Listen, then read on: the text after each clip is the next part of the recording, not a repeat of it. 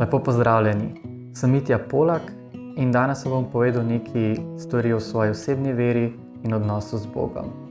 Vključen sem v župnijo Ljubljana Rakovnik že od svojega krsta dalje. Tukaj sem bil ministrant, birmanski voditelj, animator, to občasno še sem, in trener nogometa za fante. Nedeljske svete maše sem obiskoval dokaj redno, še vedno jih. In kot otrok sem vsak večer molil z materjo, od svojega 14. leta naprej pa molim sam.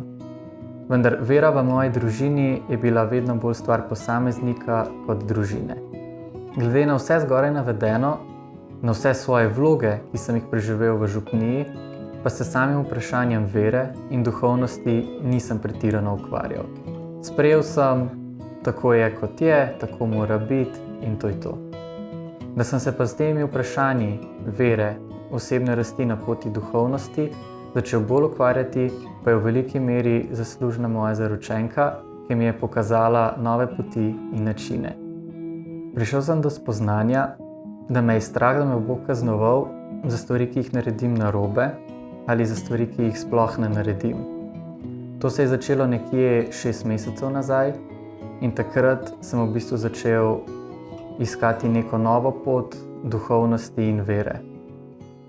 Pri tem je močno stala zraven zaročenka, ki mi je kazala nove načine, ampak misli o kaznovanju so bile kljub temu močne in so se pojavljale pogosto, sedaj pa se pojavljajo vedno manj.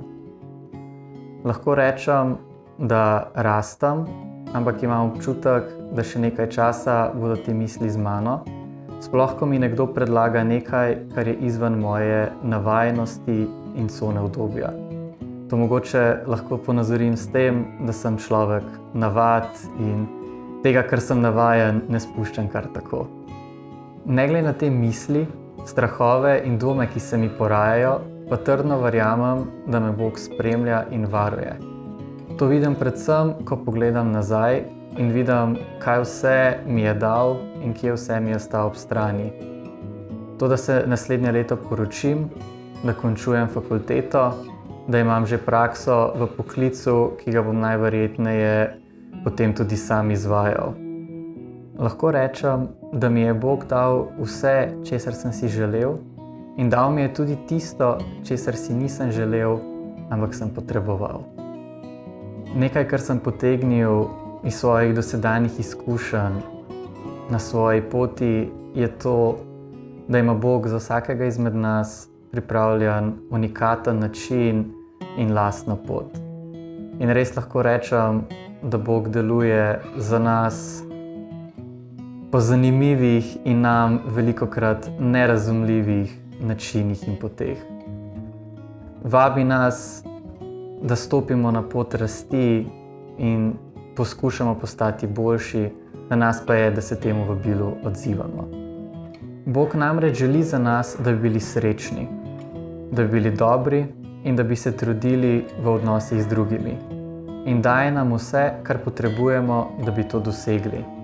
Na nas pa je, da vzamemo vse stvari, ki nam jih daje, in se potrudimo, da bi bili čim boljši v življenju. Ni pa ta pot vedno lahka, tudi moja je bila v zadnjem času dokaj razburkana, ampak za to pot sem se odločil in zato tudi vztrajam. Za konec si bom pa dovolil še misel, ki sem jo prebral na socialnih omrežjih. Ko se nam zdi, da nam življenje razpada, nam ga samo Bog preoblikuje v lepšo sliko. Vse dobro vam želim.